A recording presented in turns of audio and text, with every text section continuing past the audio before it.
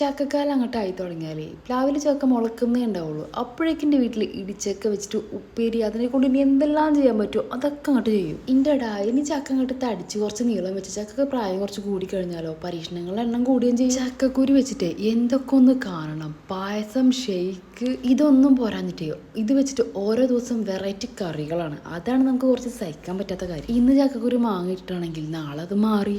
പിറ്റേ ദിവസം അത് തേങ്ങ അരച്ചിട്ട് അതിൻ്റെ പിറ്റേ ദിവസമോ ചീര ഇട്ടിട്ട് മുരിങ്ങയില ഇട്ടിട്ട് മാങ്ങ ഇട്ടിട്ട് അങ്ങനെ വെറൈറ്റി കറികളാണ്. ഇനിയിപ്പേ കറി വെക്കാൻ വേറെ ഒന്നും കിട്ടാഞ്ഞിട്ടാണോ ഇതെന്നെ വെച്ച് മനുഷ്യനെ വെറുപ്പിക്കണമെന്ന് വരെ വിചാരിച്ചു പോയ സമയങ്ങളുണ്ട്. കാര്യം ഇപ്പം അതൊന്നുമല്ല, സകലമായ യൂട്യൂബ് വീഡിയോസും കണ്ടിട്ട് ചക്ക ക്യാൻസറിനെ പ്രതിരോധിക്കും, ഇതിലൊരുപാട് ഔഷധ ഗുണങ്ങളുണ്ടെന്നൊക്കെ ഉള്ളതേ മൂപ്പര് തലയിലോട്ട് കയറ്റി വെച്ച്. ഇനിയിപ്പോൾ അത് അങ്ങനെ അത്ര പെട്ടെന്നൊന്നും ഇറങ്ങിപ്പോവില്ല. അതുവരെ നമുക്ക് ഇതന്നെ ശരണം. ഇത് ഉണ്ടാക്കുമ്പോൾ തൊട്ടേ തുടക്കം മുതൽ ഒടുക്കം വരെ നമ്മൾ പുച്ചാണ് പാസ്സാക്കുന്നുണ്ടെങ്കിലും ചക്കക്കുരു കറിയും സൈഡിലൊരു ഉണക്കമീനുണ്ടെങ്കിൽ ഇത് രണ്ടും കൂടി കൂട്ടി കഴിച്ച് ഒരുള്ള വായ്ക്ക് എത്തിയാൽ മതി. പ്ലേറ്റ് കണക്കിന് ചോറുമോ. അപ്പോൾ നമ്മൾ പൊളയാൻ